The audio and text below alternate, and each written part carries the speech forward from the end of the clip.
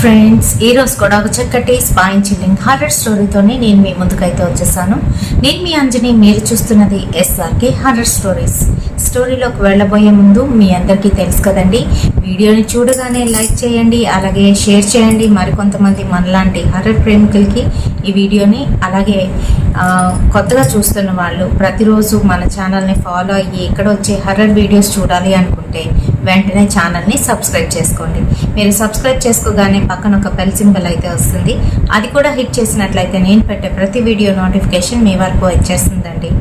అంతేకాదు, మీకు జరిగిన రియల్ హారర్ ఇన్సిడెంట్స్ నాతో షేర్ చేసుకోవాలి, మన ఛానల్లోని ఇక్కడ ఇలా స్టోరీగా వినాలి అనుకుంటే నా ఇన్స్టాగ్రామ్ లింక్ని డిస్క్రిప్షన్లోనైతే పిన్ చేస్తున్నాను. అక్కడికి వచ్చి మీ స్టోరీస్ని నాతోనైతే షేర్ చేసుకోవచ్చు. మరి హై పాయింట్స్ ఇవ్వడం అస్సలు మర్చిపోవద్దు, వ్యూవర్షిప్ని పెంచండి షేర్ చేసి.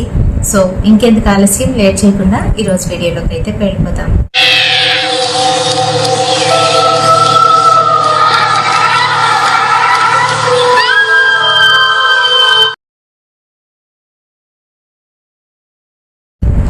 సో ఈరోజు వీడియో 80s జరిగిన ఒక రియల్ ఇన్సిడెంట్ అండి. పాలకొండలోనైతే జరిగింది నాకు తెలిసిన వాళ్ళకి.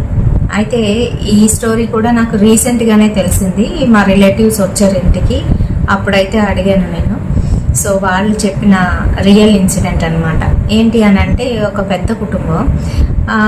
అక్కడ ఏంటి అని అంటే చిన్న కాపు వీధి, పెద్ద కాపు వీధి అని చెప్పేసి ఉంటాయండి. అక్కడ ఆ ఏరియాలోనైతే జరిగిందంట. అయితే వాళ్ళది ఉమ్మడి కుటుంబం.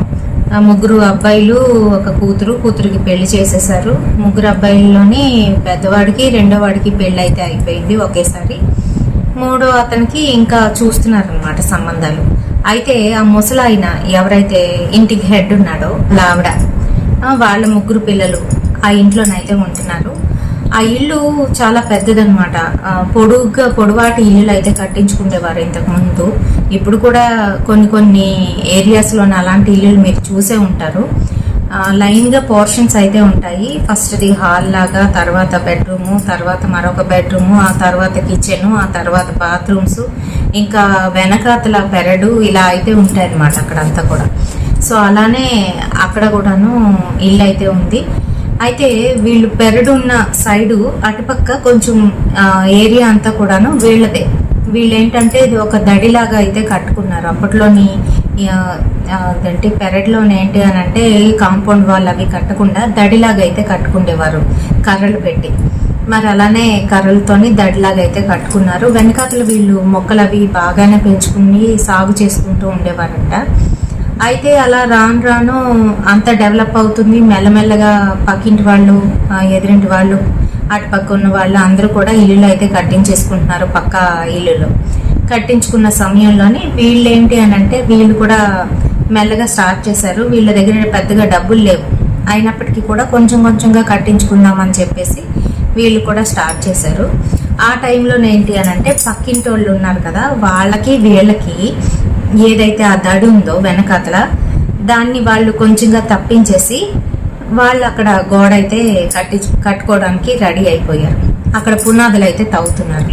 తవ్వేసరికి ముసలాయనకి కోపం వచ్చింది. అది మా స్థలం, మీరెలా కడతారు అని చెప్పేసి వాళ్ళ మీదకి అయితే కయ్యానికి వెళ్ళాడు. ఎంతో కాలం నుంచి పక్కన ఉంటున్నారు, ఒకే వీధిలో ఉంటున్నారు, పైగా ఒకటే క్యాస్ట్. అయినా కూడా ఏంటి అని అంటే ఎవరైనా ఫ్రెండ్లీగా ఉంటే అది వేరే విషయం. ఇలాంటి పనులు అక్రమంగా అక్కడున్న స్థలాన్ని ఆక్యుపై చేయడం అనేది అక్రమమే కదండి. అయితే అలాగా చేస్తూ ఉంటే పెద్ద ఆయన ఏంటి అని అంటే కోప్పడి వాళ్ళతో కయ్యం ఆడుతూ ఉంటే మిగతా కొడుకులు ఎవరైతే ఉన్నారో, పెద్ద కొడుకు ముఖ్యంగాను, ఆయన ఏంటి అని అంటే చిన్నప్పటి నుంచి ఏదో కాస్త చదువుకున్నాడో, ఆ తర్వాత తండ్రితో పాటుగాను ఏదో చిన్న చితకా పనులు అయితే చేసుకుంటూ, ఆ తర్వాత ఎలా వచ్చిందో తెలీదు, ఆయన తెలివితేటల మీద ఒక మంచి జాబ్ని అయితే పట్టుకున్నాడు. మరి ఇప్పుడు కుటుంబం అంతా కూడాను ఆ పెద్దవాడి మీదే ఆధారపడి ఉంది. పైగా రెండో అతనికి కూడా ఉద్యోగం అయితే వేయించాడు ఇతను. అయితే ఆ ముసలతను అలా పక్కింటి వాళ్ళతో గొడవ ఆడుతుంటే అతనికి అది నచ్చలేదు. మన లెవెల్ పెరిగింది, ఇప్పుడు ఆ చిన్న విషయాల గురించి నువ్వు వాళ్ళతో గొడవ ఆడటం ఏంటి, తర్వాత కోర్టులో చూసుకుందాంలే అని చెప్పేసి వెనక్కి లాగాడు. లాగితే అది పెద్ద ఆయనకి నచ్చలేదు. ముసలాయనకి నచ్చగా నువ్వు ఊరుకో, నీకు తెలీదు అని చెప్పేసి ఇతనైతే వెనక్కి లాగుతుంటే అతను మటుకు ముసలాయన మటుకు తగ్గట్లేదు. నువ్వు ఊరుకో మోహనం, నీకు తెలీదు, వీళ్ళు ఎలాగే మన స్థలాన్ని అంతా కూడా ఆక్రమించేస్తున్నారు, ముందు అలాగే ఆక్రమించారు, పోనీలే అని ఊరుకున్నాను, మళ్ళీ ఇప్పుడు ఇలా చేస్తున్నారు, అదిగో చూడు పునాదులు కూడా తవ్వేస్తున్నారని వాళ్ళ మీదకి కోపంగానైతే వెళ్ళి గొడవ ఆడుతున్నాడు. ఈలోగా ఇతను ఏం చేశాడు, మోహన్ అనే అతను ఏం చేశాడు, పెద్ద కొడుకు వచ్చి తండ్రిని కొట్టాడు. నువ్వు ఆగుతావా లేదా అని చెప్పి కోపం మీద తండ్రిని కొట్టాడు.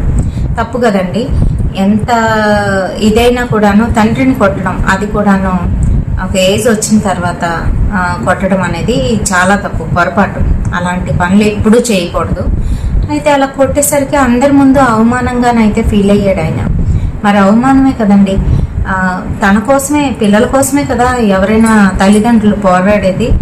వాళ్ళ స్థలం పోతుంది అని చెప్పి పక్కింటి వాళ్ళతోని, వాళ్ళ చుట్టాలైనప్పటికీ కూడా వాళ్ళతో గొడవాడడానికి వెళ్తూ ఉంటే ఇతనేమో వెనక్కి లాగేసింది కాకుండా కొట్టాడు. కొట్టేసరికి ఆయన బాగా ఫీల్ అయిపోయాడు, వెళ్ళిపోయాడు, అలా బురదించుకొని లోపలికి అయితే వెళ్ళిపోయాడు. అయితే ఇలాగే ఒక 4 రోజులు అయితే అయ్యింది. ఏం జరిగిందో తెలియదు కానీ ముసలాయన బాగా డిప్రెషన్లోకి వెళ్ళిపోయాడు. బయటికి వెళ్ళటం మానేసి ఇంట్లోనే ఉంటున్నాడు. అన్నం సరిగ్గా తినడం మానేశాడు, తిండి సహించట్లేదు అంటున్నాడు. ఏదైనా కొంచెం తిన్నా కూడాను వాంతి అయిపోతుంది. దానికి తోడు కాళ్ళకి ఏదో దెబ్బ అయితే తగిలింది. ఏం లేదు, ఇంట్లోనే నడుస్తూ పెరట్లోకి వెళ్ళేసరికి అక్కడ చెక్కలు అయితే పెట్టి ఉన్నాయంట. ఆ చెక్కకి ఒక చిన్న మేక్ అయితే ఉంది, అది గుచ్చుకుపోయింది. ఈయన చూసుకోకుండా వెళ్ళేసరికి అది కాళ్ళ దగ్గర చిన్నదిగా గుచ్చుకుపోయేసరికి అది చిన్న మేకు. అయితే వీళ్ళు హాస్పిటల్కి వెళ్ళలేదు, అప్పటి వాళ్ళు కదండి, ఏదో ఇంట్లో మందు ఏదో పెట్టేసి నయమైపోతుంది అని అనుకున్నారు. కానీ అది ఆ చిన్నది ఉండల్లా పెద్దదైతే అయిపోతుంది. రోజు రోజుకి అది బ్రహ్మరాక్షసి అంటారు కదా, కోర్టుపుండు బ్రహ్మరాక్షసి అన్నట్టు అలాగా పెద్దదైతే అయిపోతుంది. అతను ఏం చేయట్లేదు, దాన్ని మందు రాస్తున్నాడు నార్మల్గా. వీళ్ళు ఇచ్చిన మందు ఏదో అమృతాంజనో లేదంటే జండుబొమ్మ, అప్పట్లోని ఏవైనా ఎలాంటివి తగిలితే ముందు అవే రాసేసేవారు, లేదంటే పసుపు పెట్టేసేవారు. అయితే అదే రాస్తున్నాడు కానీ తగ్గట్లేదు. ఇంట్లో కూడాను తండ్రిని కొట్టాడు, పైగా పట్టించుకోవడం కూడా మానేశాడు. ఇలాగా వీధిలోకి వెళ్ళి పరువు తీస్తున్నాడు అందరి ముందును. పిచ్చెచ్చేసింది నీకు అలాగెలాగా అనుకుంటూ ఇంకా ఏవేవో తిట్టాడంట. అయితే అతను ఇంకా సరిగ్గానైతే మాట్లాడట్లేదు, భోజనం చేయట్లేదు, రోజు రోజుకి క్షీణించిపోతున్నాడు. పక్క ఈ కురుపు ఒకటి పెద్దదైపోతుంది. అయితే ఆ రోజు రాత్రి అందరిలాగే భోజనం చేశాడు, కొంచెం తిన్నాడు, ఆ తినేది కూడా కక్కేసరికి కక్కిన ఆ అన్నం ఏదైతే ఉందో అందులోని చిన్న పురుగులు, తెల్లటి పురుగులు చిన్నవేవో పడేసరికి ఆవిడకి భయం వేసి మోహనం చూడరా, ఏంటో మీ నాన్నకి ఏమవుతుందో తెలియట్లేదు, 15 రోజులు అయింది ఇంట్లో ఉంటున్నాడు, ఎక్కడికి వెళ్ళట్లేదు, నీకు కూడా తెలుసు, నువ్వు చేసిన పనికి కుమిలిపోతున్నాడు, ఏంటో తెలియట్లేదు, కానీ ఈరోజేమో ఇలాగా తిండి అరగట్లేదు, పెడుతుంటే వాంతి చేసేస్తున్నాడు, ఈరోజు వాంతిలోని ఇలాగా పురుగుల్లా కనిపించారా, నాకు ఏదో భయంగా ఉందిరా, ఎవరైనా ఏదైనా చేస్తున్నారేమో అని భయంగా ఉంది అని అంటే, ఏం చెయ్యరులే, నాన్నేం చేస్తారు, ఎవరేం చేయరు, అంతనూ మీకు ఇంకా ఈ పల్లెటూరులో ఉండి పల్లెటూరు బుద్ధులు ఎక్కువైపోయాయి, ఏం కాదు, అవేవో మామూలుగా పడి ఉంటాయి, కడుపులోని నులి పురుగులు ఉంటాయి, అవే పడి ఉంటాయి అని అనేసాడు. పట్టించుకోలేదు. ఆ తర్వాత మరి కొన్ని రోజులకి, అంటే ఇంకొక 15 రోజులు అయ్యేసరికి ఆయనకి మెల్లగా జుత్తు అయితే ఊడిపోతుంది. పుట్లగాను బాగా విగ్గులాగా ఉండే జుత్తు, ఇంత జుత్తు అది పుట్లగా ఊడిపోవడం మొదలయ్యింది. ఈవిడ పాపం తిరుగుతుంది గుళ్ళకి, గోపురాలకి, ఎవరైనా సాధువులు కనిపిస్తే వాళ్ళని అడుగుతా, ఆయనకి ఇలా అవుతుంది, ఏమయ్యి ఉంటుందో, ఎవరు ఏదైనా చేశారేమో అని అడుగుతుంటే వాళ్ళు అంటే తాంత్రిక విద్యలు తెలిసిన వాళ్ళకైతే తెలుస్తుంది, కానీ ఇలాంటి వాళ్ళకి ఏం తెలుస్తుంది చెప్పండి. అలాగే అమ్మవార్లు పూనుతూ ఉంటారు కొంతమందికి, అలాంటి వాళ్ళకి కూడాను వెళ్ళి చెప్పిందంట, మా ఆయనకి ఇలాగ అవుతుంది, ఏంటి సంగతి అని అంటే, అమ్మవారి పూర్ణ ఆవిడ దేవుడమ్మ అంటారు వాళ్ళనేమో అడిగితే ఆ దేవుడమ్మ చెప్పిందంట, ఏం లేదు, నీ భర్తకి ఎవరో సిల్లంగి పెట్టేశారు, అందుకనే ఇలాగ అవుతుంది అని, తెలిసిన వాళ్ళే ఎవరో సిల్లంగి పెట్టారు అని. కాపాడుకోకపోతే వాడి చచ్చిపోయిన తర్వాత కూడా చాలా ఇబ్బందులు పడతాడు, అంతేకాదు ఆయన ప్రాత వలన మీరు కూడా ఇబ్బంది పడతారు అని చెప్తే, పాపం ఇంటికి గాబరాగా వచ్చి పెద్ద కొడుకు చెప్పింది, రెండో కొడుకు చెప్పింది. వాళ్ళిద్దరికి పెళ్ళిళ్ళు అయిపోయాయి, ఇద్దరు సెటిల్ అయిపోయారు. మూడో వాడికి ఇంకా పెళ్ళి అవ్వాలి. గబగబా ముందు మూడో వాడికి పెళ్లి చెయ్యాలి ఏదో విధంగాను, మీ నాన్నకి చూస్తే ఇలాగుంది చూడండిరా అంటే, వాళ్ళేమో మళ్ళీ అదే తంతు, నీకు పల్లెటూరులో ఉండి ఇలాంటివన్నీ కూడా తలకెక్కించుకుంటున్నావు, పట్టణంకి వెళ్తే నీకు తెలుస్తుంది ఎలా ఉన్నారో ఏంటో అనేది, ఇవన్నీ అబద్ధం నిజాలు కాదు అని కొట్టిపాడేశాడు పెద్దవాడు. రెండో వాడేమో అటు ఇటు అనమాట. మొత్తానికి ఇలా ఉంటే లాభం లేదు అని చెప్పి చిన్న కొడుక్కి అక్కడ ఊర్లోనే సంబంధం చూసి పెళ్ళి అయితే పెళ్లి చేసేసారు. ఆ అమ్మాయి వచ్చిన తర్వాత ఒక సంవత్సరానికి 2 సంవత్సరాలకు ఇతను బాగా, మీకు ఎలా అంటే రోజు రోజుకి క్షీణించుకుపోయి నోట్లో నుంచి పురుగులు పడడం, రక్తం పడడం, బయటికి వెళ్ళకపోవడం, ఎండలో ఉండకపోవడం, అంతేకాకుండా ఎండను చూస్తే భయపడిపోతూ లోనకి వెళ్ళిపోవడం, ఇలాంటివన్నీ కూడా జరిగాయి. ఆ తర్వాత అతి దారుణమైన చావు అయితే అతను చనిపోయిన తర్వాత పెద్ద కొడుకే కదా మరి కర్మకాండలన్నీ కూడా చేయవలసింది. సరే, ఇంకా అతనేమో కర్మకాండ చేసేసిన తర్వాత మనకేంటి అని అంటే, అటుపక్క అది అయిపోయిన తర్వాత కాష్టంలో కాలిన ఆ బూడిదని సేకరించి అందులో అస్థికలు మనము తీసుకొస్తాం. దానికంటూ వేరొక కార్యక్రమం అయితే ఉంటుంది. ఆ రోజే, ఏ రోజైతే వాళ్ళు బూడిద చేశారో ఆ రోజే సాయంత్రము వీళ్ళు ఏంటి అని అంటే, గుమ్మం మీద కూర్చుంటారు. ఎవరైతే కొరువు పెట్టారో వాళ్ళు గుమ్మం మీద కూర్చొని ఒక కండువా లాంటిది, తవళ లాంటిది ఇలాగా భుజం మీద అయితే వేస్తారు, వెనకాల పడినట్టు వేస్తే దాని మీద విస్తరి వేసి అందులోని చనిపోయిన వాళ్ళకి నచ్చినవన్నీ కూడాను ఆకులో వడ్డిస్తారు. అవన్నీ కూడాను మూటగట్టి వాళ్ళు సాయంత్రం సమయంలోని అక్కడికి తీసుకువెళ్ళి అదంతా కూడా కాటికాపరి ముద్ద కలిపి అందరికీ ప్రసాదంలా ఇస్తాడు. అలాగే ఒక బొమ్మలాగా తయారు చేసి, బియ్యం పిండితోనూ ఒక బొమ్మలాగా తయారు చేసి అక్కడ అస్థికలు అవి కూడా తీసేసి వీళ్ళకి సేకరించి ఒక కుండలో పెట్టి ఇస్తాడనమాట, వాసి కట్టి. అది వీళ్ళు ఏం చేయాలి అని అంటే, అక్కడ దగ్గరలో ఉన్న అదే కైలాస భూమిలో ఉన్న ఏదైనా ఒక చెట్టుకి, ఇప్పుడు అంటే లాకర్లు వచ్చేసాయి దానికి, ఇంతకుముందు అలా కాదు, ఆ కైలాస భూమిలోనే ఏదైనా చెట్టుకి అయితే కట్టేవారు, వేలాడి తీసేవారు, దాని మీద పేరు రాసేసి. అలానే వీళ్ళు ఏం చేశారు, తంతంతా కూడా కంప్లీట్ చేసుకొని చెట్టుకి వేలాడగట్టి వీళ్ళు ఇంటికి అయితే వచ్చేసారు. అయితే అది 3వ రోజు, అంటే వేలాడగట్టిన తర్వాత 3వ రోజు తెల్లవారుజామునే ఎవరు లేవకముందే వెళ్ళి అక్కడ అస్థికల్ని తీసుకొని మళ్ళీ వీళ్ళు వచ్చి గోదాట్లోనే ఎక్కడో వేస్తారనమాట. ఇది ప్రొసీజర్. అయితే వీళ్ళు ఏం చేశారు, అలానే అస్థికలు కట్టేసి పెద్ద కొడుకు కట్టేసి వచ్చేసారు ఇంటికి వచ్చేసిన తర్వాత వాళ్ళ అమ్మ పట్టుకొని మొత్తానికి బుగ్గైపోయాడు, మీ నాన్న చెప్తుంటే వినలేదు, ఇలాగ అయ్యింది అలా ఇలా అంటే. అప్పుడు కూడాను అంటే కొంతమంది ఇలానే ఉంటారేమో, అంటే ఇంటిని రెస్పాన్సిబిలిటీస్ అన్నీ కూడాను మీదకి ఎత్తుకున్న తర్వాత వాళ్ళు ఇలా తయారవుతారేమో కటువుగాను.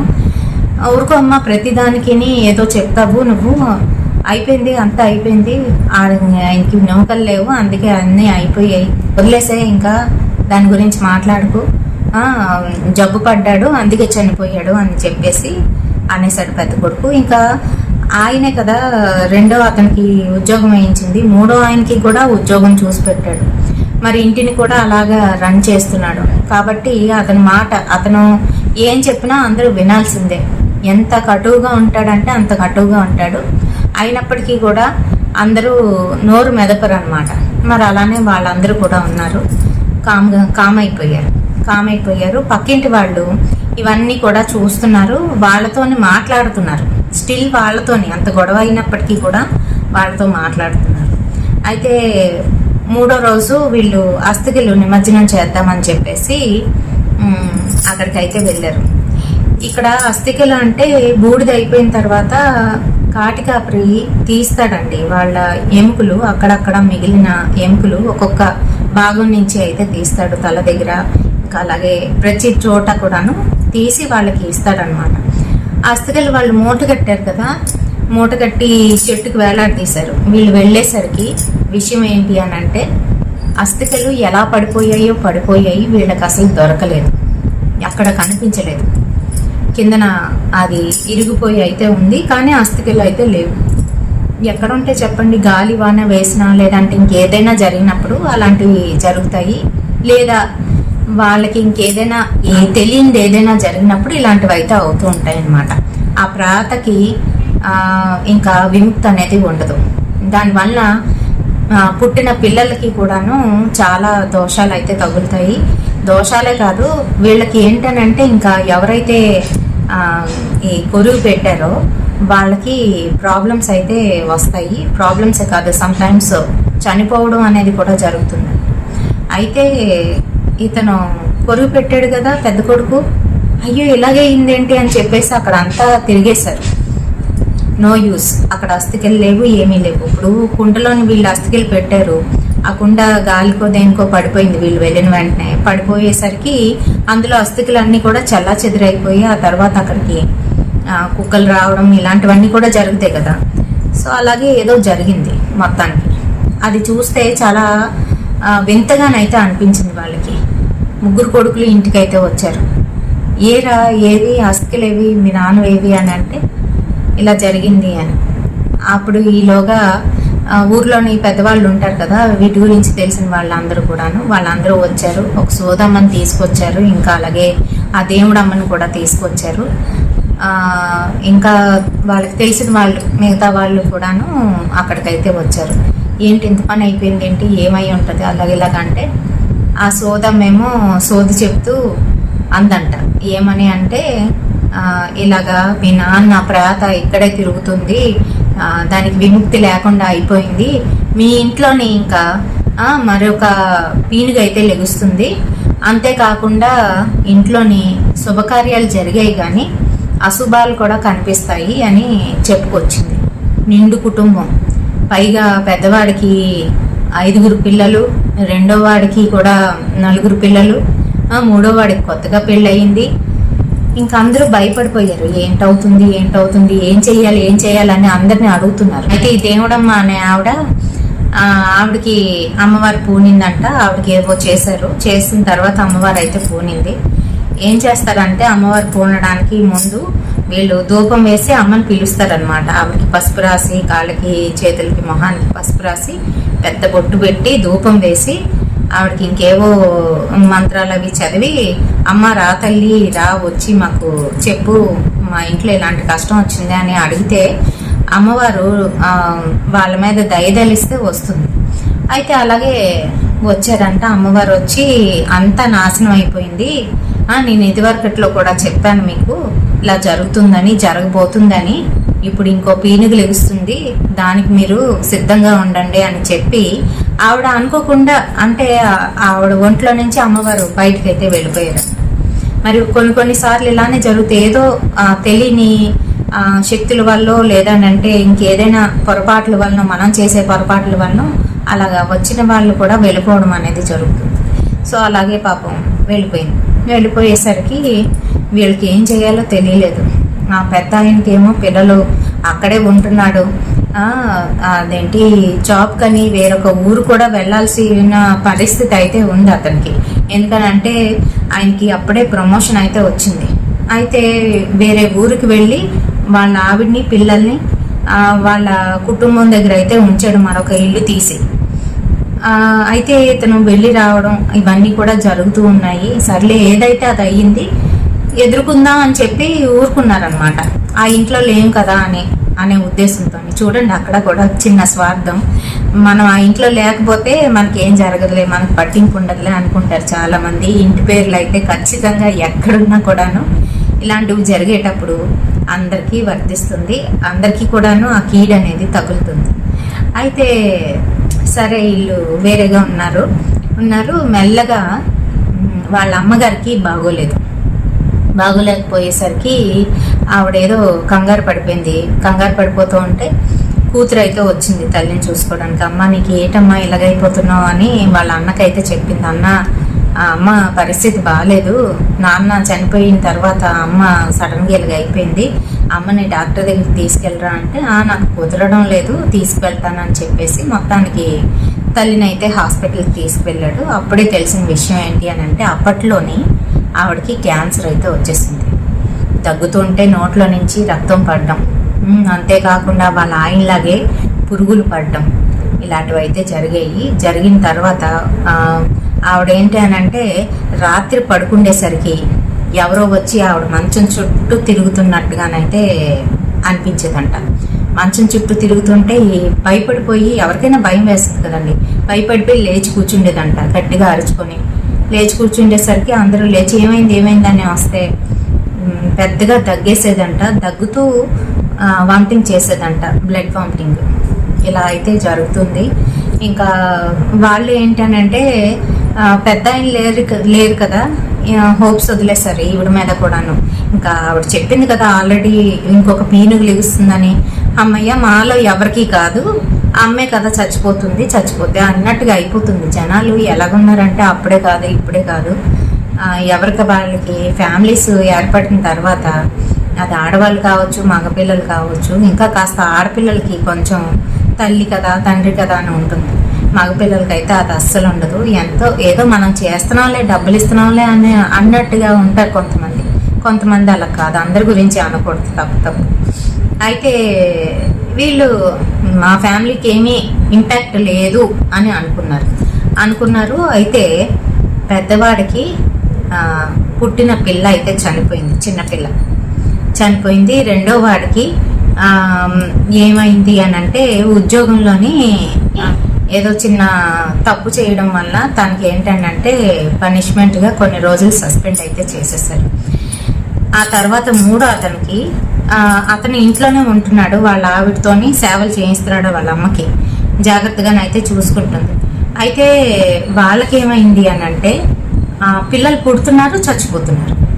అంటే ఇంకా వాళ్ళకి కొత్తగా పెళ్ళయింది కదా, కడుపుతో ఉంటుంది, ఒక 3 నెలలు 2 నెలలు అవుతుంది, ఈలోగానే ఆ కడుపు పోవడం అనేది జరుగుతుంది. ఇలా అయితే జరిగేసరికి ఈలోగా ఆ పెద్ద ఆవిడకి ఇవన్నీ కూడా ఆల్రెడీ ముందు నుంచి పడుతుంది, వాళ్ళ ఆయన విషయంలో చూసింది, తనకి కూడా ఇప్పుడు అదే జరుగుతూ ఉంటే ఇంకా లాభం లేదని చెప్పేసి అందరినీ కనుక్కుంటుంది. ఆ సమయంలో కూతురు వేరొక ఊర్లోనైతే ఇచ్చింది.